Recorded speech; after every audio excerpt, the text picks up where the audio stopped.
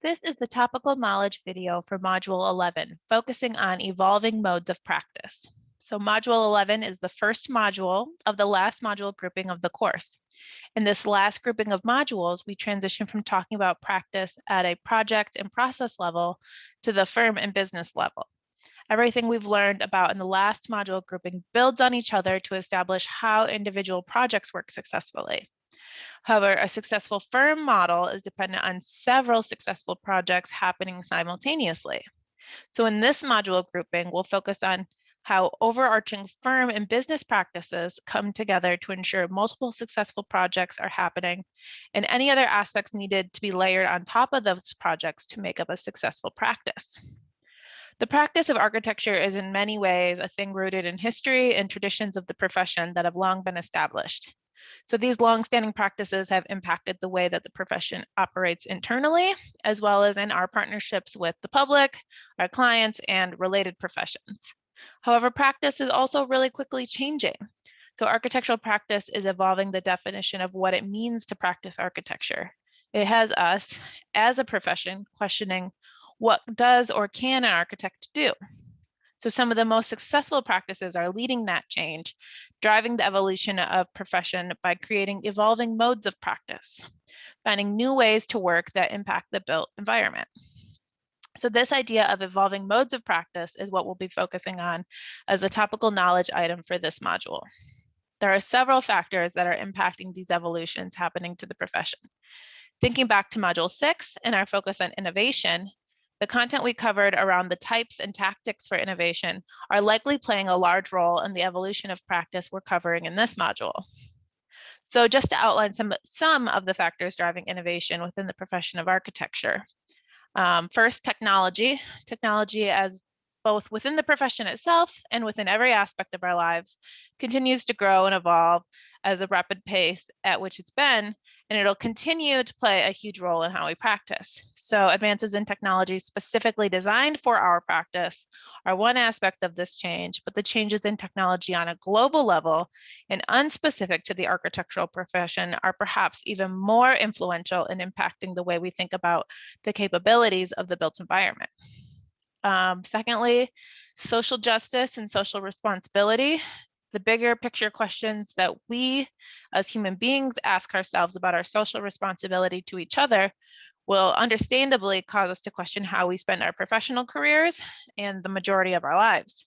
So as we individually grapple with if and how we are fulfilling those responsibilities, it makes sense that we would question if our efforts as architects are supporting that effort, neutral in that effort, or detracting from it. And as a profession, it can cause us to question both how we provide our services and to whom we're serving. Third, environmental responsibility and sustainability.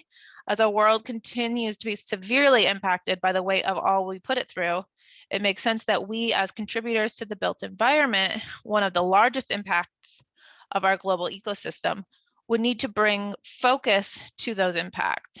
We as a profession have had to and will continue to have to address our global environmental changes through both reactionary and proactive methods. So while ideally our profession will continue to shift to a more proactive approach to addressing these changes, the impacts we'll see and how it affects our practice are sure to arise even more quickly than they have been. Internal factors. So sometimes our need to evolve is driven by factors that are much more straightforward and internal to the professional environments and dynamics that we've created for ourselves.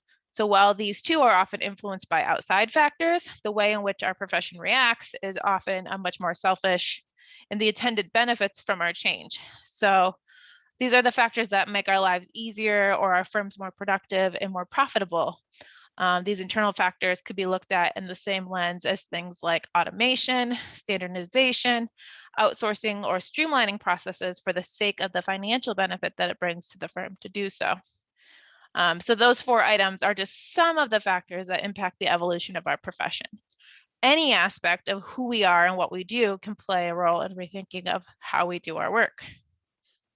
So, however, as the individuals that make up the profession, we, the profession, continues to evolve, the overall profession and our individual practices have no choice but to continue to keep evolving as well. So the ability to do so quickly makes for organizations, both architectural firms and other types of businesses, that are leading this evolution of practice, while those that lag behind will likely struggle to keep up with the rest of the profession.